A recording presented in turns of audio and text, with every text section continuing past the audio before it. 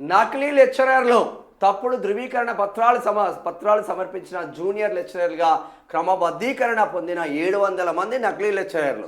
Warangal RJD నేతృత్వంలోని committee నిర్ధారణ. అప్పట్లో తలా 5 లక్షల దాకా నేతలకు బోర్డు అధికారులకు నకిలీలు ఇచ్చుకున్నట్లు ఆరోపణలు. ఉద్యోగాలు కాపాడుకునేందుకు తాజాగా మళ్లీ డబ్బులు పోగేసుకుంటున్నట్లు వినికిడి. ఆ నకిలీలపై చర్యలు చేపట్టకుండా ఉండేందుకే ఉన్నత స్థాయిలో బోర్డు అధికారుల పైరవీలు. సీఎం దృష్టి పెట్టాలని నిరుద్యోగ జేఏసీ డిమాండ్ చేస్తా ఉంది. రాష్ట్ర వ్యాప్తంగా కాంట్రాక్టు విధానంలో పనిచేస్తున్న జూనియర్ లెక్చరర్ల క్రమబద్ధీకరణ వ్యవహారంలో అక్రమాలు జరిగాయని 700 మంది నకిలీ ధృవీకరణ పత్రాలను సమర్పించి క్రమబద్ధీకరణ పొందారని తేలింది. 2 ఏళ్ల క్రితం అంటే 2023లో రాష్ట్ర వ్యాప్తంగా 3800 మంది కాంట్రాక్టు లెక్చరర్లను రెగ్యులరైజ్ చేస్తూ అప్పటి ప్రభుత్వం నిర్ణయం తీసుకుంది. ఇటీవల ఈ లెక్చరర్ల ధృవీకరణ పత్రాల పరిశీలనను చేపట్టిన వరంగల్ రీజనల్ జాయింట్ డైరెక్టర్ అంటే ఆర్జేడీ నేతృత్వంలోని తేలిపోయిందట.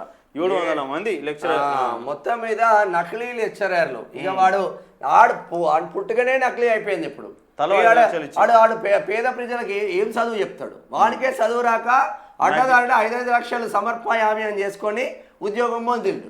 వాడు పొందిన తర్వాత వాడు ఏం ఉపయోగం? వాడికి సబ్జెక్ట్ ఉన్న బిడ్డలు ఉస్మానియా యూనివర్సిటీ వేదికగా, హైదరాబాద్ సెంట్రల్ యూనివర్సిటీ వేదికగా, కాకతీయ యూనివర్సిటీ వేదికగా, మహాత్మా గాంధీ యూనివర్సిటీ వేదికగా, శాతవాహన యూనివర్సిటీ వేదికగా అనేక మంది పేద బిడ్డలు 30-35 సంవత్సరాలు వచ్చినా కూడా ఒక గవర్నమెంట్ జాబ్ కొట్టాలని చదువుతూ ఉన్నారు. అటువంటి బిడ్డలను సర్వనాశనం చేస్తారు. ఇటువంటి బిడ్డలను పైకి తీసుకురావాలి. అంటే పైసలు ఉంటే ఎవడెవడైతే దీంట్లో ఇన్వాల్వ్ అయ్యిండో, ఎడ్యుకేషన్ శాఖలో ఎవడెవడైతే విద్యాశాఖలో ఇన్వాల్వ్ అయ్యిండో వాడు ఎంత పెద్దోడైనా బయట పెట్టాల్సిన అవసరం ఉంటుంది, వాడిని సస్పెండ్ చేయాల్సిన అవసరం ఉంటుంది. పెద్దోడిని కాపాడతారు, ఈ వార్త మళ్ళీ రాకుండా చూస్తారు. ఇగో ఇదే మన పాలకుల దుస్థితి. పాలకులు కూడా కొంచెం చదువుకున్నోడై సోయినోడై ఉండాలన్నది మా ఉద్దేశం. అంతే. ఇక సమాచారం కావాలంటే 29 ఏళ్ళు తెలంగాణ సమాచార కమిషన్లో అప్పీళ్ల పరిష్కార సగటు వేగం ఇది. ఇక త్రిపురలో 23 ఏళ్ళు, ఛత్తీస్గఢ్లో 11 ఏళ్ళు, ఇక 18 రాష్ట్రాల్లో ఏడాదికి మించి సమయం. ఇక దేశంలో 3వ వంతు సమాచార కమిషన్లు బాధ్యతలు నిర్వర్తించని వైనం. ఇక ఆర్టీఐ స్వచ్ఛంద సంస్థ సార్థక్ నాగరిక సంఘటన అట.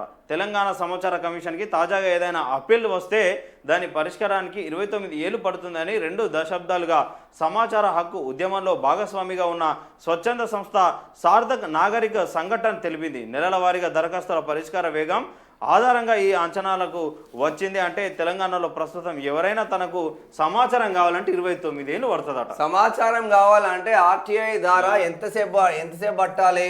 నెల రోజుల సమయం. ఆర్టీఐ నెల రోజులలో సమాచారం ఇవ్వాలి. ఆడు ఎంత పెద్దోడైనా మంచిది. మరి 29 ఏళ్ళు ఎందుకు పడుతుందంటే మన వ్యవస్థలో లోపాలు అటువంటి. ఈ మధ్యనే ఆర్టీఐ లోగో మార్చినాం, ఆర్టీఐ పైన పెద్ద ఎత్తున ఉద్యమం చేస్తున్నాం అని చాలా మంది మిత్రులు చాలా వరకు పనిచేస్తూ ఉన్నారు. ఆర్టీఐలో ఆయా జిల్లాలలో, ఆయా డివిజన్లలో చాలా పెద్ద ఎత్తున ఉద్యమం నడుస్తూ ఉంది. మరి ఎందుకు కనీసం మనం కోరిన ఇన్ఫర్మేషన్ రావట్లేదంటే మన పాలకుల దుస్థితి అట్లుందని చెప్పుకోవచ్చు. ఇక ఇదిగో శాంతి, ఏది బహుమతి?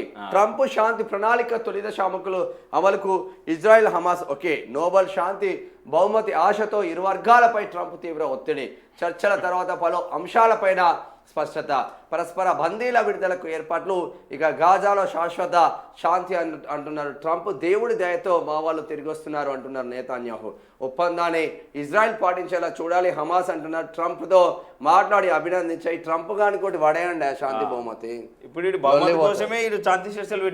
శాంతి బహుమతి ఇయ్యాలే ట్రంప్కి ఇయ్యాలి. ఇక మేమైతే కోరుతా ఉన్నాం, ఆ కోర్టులో ఏమన్నా వేరేది డూప్లికేట్ ఉంటే కొంచెం ఇచ్చి అని పంపించండి. ఇక మ్యూటేషన్ కోసం 5 లక్షల డిమాండ్. ఏసీబీకి చిక్కిన నల్లగొండ జిల్లా చిట్యాల తహసీల్దార్ 2 లక్షలు లంచం తీసుకుంటూ పట్టివేట. రాష్ట్రంలో తహసీల్దార్ కృష్ణ పేరు కూడా మంచిగానే ఉన్నది, కృష్ణ. ఈ రాష్ట్రంలో ఏ ఎంఆర్ఓనన్నా లంచం తీసుకోకుండా పనిచేసే ఎంఆర్ఓ ఎవడన్నా ఈ తెలంగాణ రాష్ట్రంలో ఉంటే మా దగ్గరికి రండి. సుపీరియర్. నేను నికార్స్గా నా ఉద్యోగ భద్రతలో భాగంగా ఓన్లీ నా జీతం తీసుకొని నేను పనిచేస్తున్నానే తెలంగాణ రాష్ట్రంలో ఎంఆర్ఓలు ఎవడైనా ఉంటే రాష్ట్ర ప్రభుత్వం చూపిస్తుందా? మరి ఇంత అవినీతి